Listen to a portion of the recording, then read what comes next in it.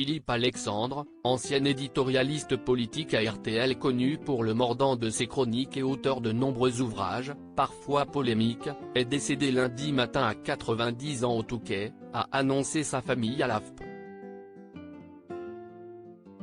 Philippe Alexandre s'est éteint ce matin paisiblement, a précisé l'une de ses deux filles, Agnès Alexandre Collier, dans un message transmis à l'AFP avec l'accord de sa sœur et sa belle-mère, la journaliste et écrivaine Béatrix de L'aulnois.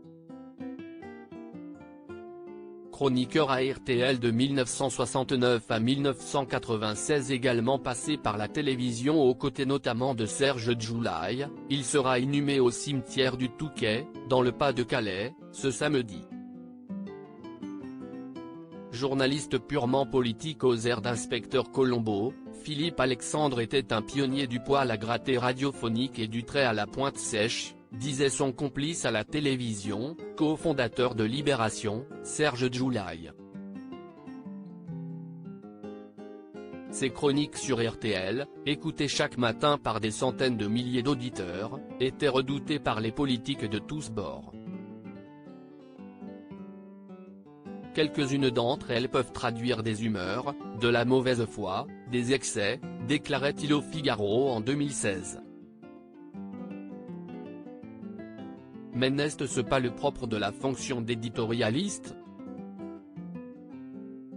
Un parcours brillant né à Paris le 14 mars 1932 dans une famille d'origine juive, dont il a raconté l'histoire dans Ma tribu plus que française, 2017, il débute dans le journalisme en 1951 comme rédacteur à Combat. Il entre à RTL en 1969 après être passé par l'Oise libérée, Jour de France, Le Nouveau Candide ou Le Figaro littéraire. L'homme au procès en diffamation aussi nombreux que ses ouvrages politiques comme le qualifiait Le Monde, n'a épargné aucun chef d'État.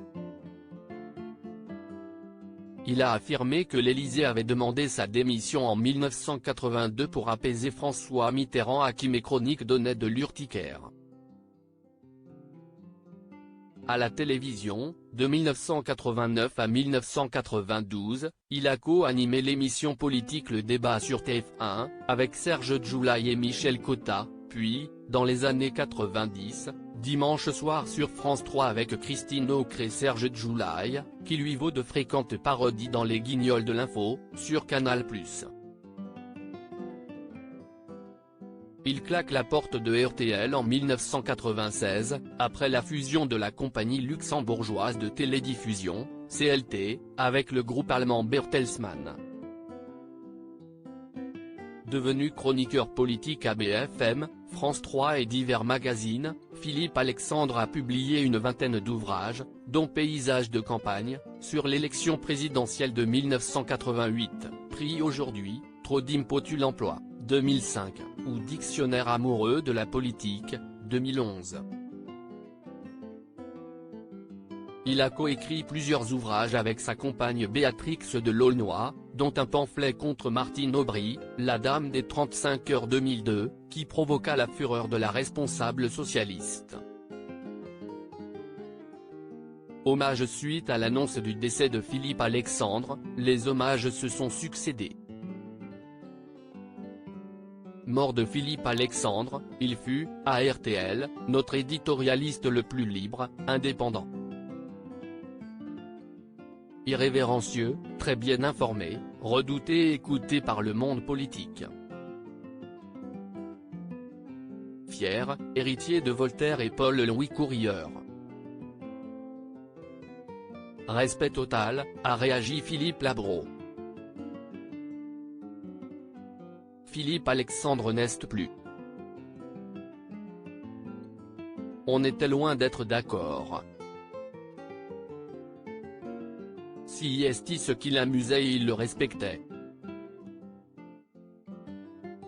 Un grand journaliste n'est plus. Condoléances à ses proches, a tweeté Jean-Christophe Cambadélis. Philippe Alexandre est mort.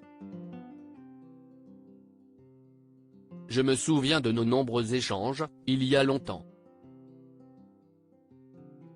Nous étions loin d'être toujours d'accord, mais il connaissait tout de la politique, et son esprit était aussi vif que sa plume était acérée. Si y est une grande voix qui disparaît, a écrit Pierre Moscovici.